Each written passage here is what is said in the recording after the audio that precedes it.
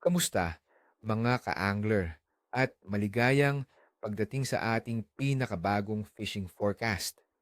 Ako ang inyong kaibigang mangingisda, handang magbahagi ng kaalaman at mga diskarte para sa isang matagumpay na huli. Ngayong ika-6 ng Disyembre 2025, humanda tayo sa isang hamon na araw ng pangingisda. Hindi ito magiging ordinaryong araw, mga kaibigan, dahil may nagbabadyang malakas na ulan at posibleng bagyo na makakaapekto sa ating mga panghuhuli.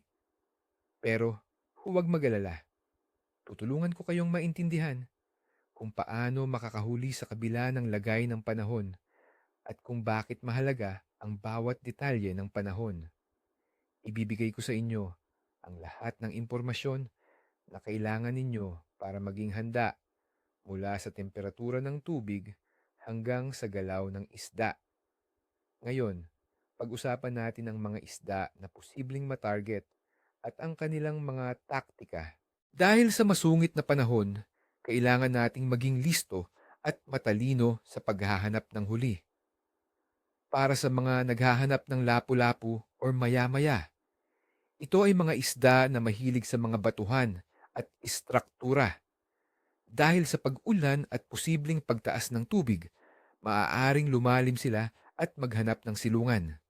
Saan hahanapin? Humanap ng mga mas malalim na bahagi malapit sa mga coral reef, malalaking bato, o mga lumubog na istruktura tulad ng mga lumang bangka. Mas mainam na pumunta sa mga lugar na may natural na proteksyon mula sa malakas na agos at pag-ulan. Paano hulihin? Gumamit ng bottom fishing rig na may matibay na linya. Ang live bait tulad ng hipon, maliit na isda o hiwa ng isda ay epektibo. Ang diskarte ay hayaan ang pain na lumubog sa ilalim malapit sa kanilang pinagtataguan. Kung ang hanap naman natin ay talakitok o tulingan, ang mga pelagic na isda na ito ay maaaring maapektuhan ng kaguluhan sa ibabaw ng tubig. Maaari silang lumalim o maghanap ng mas kalmadong lugar kung saan naroon din ang kanilang pagkain. Saan hahanapin? Tingnan ang mga gilid ng malalim na kanal o sa mga bahagi kung saan may nagkukumpul-kumpulang bait fish. Kung may bagyo, maaaring mapilitan silang bumaba. Paano hulihin? Subukan ng jigging gamit ang heavy metal jigs sa mas malalim na bahagi. Kung medyo kalmado ang tubig sa mga gilid, maaari ding gumamit ng live bait na inilulubog. Maghanda ng mabilis na retrieve dahil mabilis ang mga isdang ito. At para sa mga tilapia or bangus sa mga palaisdaan o look, ang mga isdang ito ay medyo matibay, ngunit ang sobrang pag-ulan at pagbabago ng presyon ay makakaapekto rin sa kanila. Saan hahanapin? Sa mga bahagi ng palaisdaan na mas malalim o malapit sa mga halaman. Sa look, hanapin ang mga tabing dagat na may kaunting proteksyon mula sa agos. Paano hulihin? Ang simpleng float fishing gamit ang tinapay, bulate o munting hipon ay epektibo. Maaari ding subukan ang bottom feeder rig na may konting pabigat. Ngayon, pag-aralan natin ang kalagayan ng ating pangingisda. Panahon, ang ika-6 ng Disyembre 2025 ay magiging maulan sa araw at may posibilidad ng thunderstorm sa gabi na may 75% tsansa ng pag-ulan.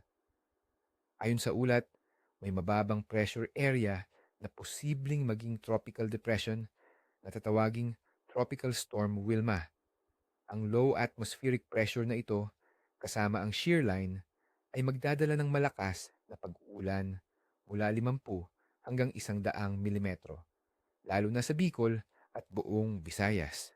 Ang temperatura ng hangin ay nasa pagitan ng 24 at 27 degrees Celsius.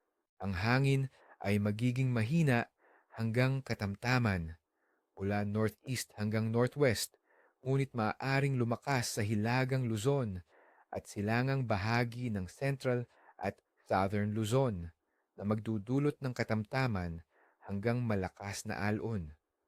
Ang mataas na humidity na 70% ay magpaparamdam ng init sa kabila ng pag-ulan.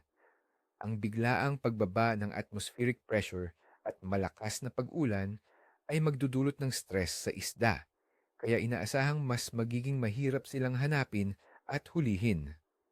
Temperatura ng tubig. Sa kabila ng pag-ulan, ang temperatura ng tubig sa ating mga karagatan ay mananatiling mainit, nasa average na 28 hanggang 29 na degrees Celsius.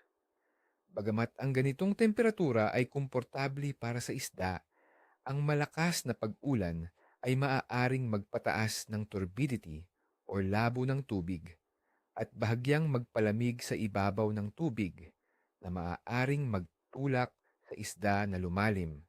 Moon phase. Sa araw na ito, ang buwan ay nasa waning gibbous phase at ito ay halos 76 hanggang 78% ang liwanag. Halos isang araw matapos ang full moon na karaniwang nagdudulot ng malakas na agos at pagtaas ng huli.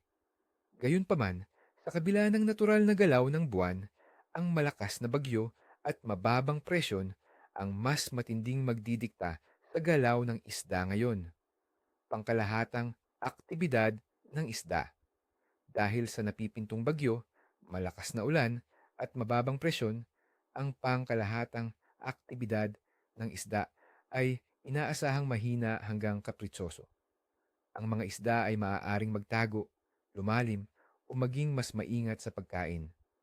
Ang closed fishing season sa ilang lugar ay nagpapahiwatig din na ang ilang species ay sumasa ilalim sa pagbabagong buhay na nagpapahirap sa paghuli. Kaya ang aking assessment sa huli para sa araw na ito ay mahina hanggang kapritsoso. Ang patuloy na pagbaba ng atmospheric pressure, malakas na ulan, at ang pagbuo ng bagyo ay magdudulot ng malaking pagbabago sa kapaligiran ng isda na magpapahirap sa kanila na kumain at gumalaw ng normal. Kaya mga kaibigan, tandaan ang mga tips na ito. Mag-ingat sa dagat, laging suriin ang pag-asa, at huwag kalimutang magdala ng kapote. Sana ay makasalo kayo ng magandang huli. Ni isang buntot, ni isang kaliskis. Kung nagustuhan ninyo ang forecast na ito, huwag kalimutang i-like ang video, mag-subscribe sa ating channel, at i-share sa inyong mga kapwa mangingisda. Ano ang inyong mga plano sa pangingisda ngayong maulang Disyembre? Ibahagi ang inyong mga obserbasyon at diskarte sa comment section sa ibaba. Maraming salamat at hanggang sa muli.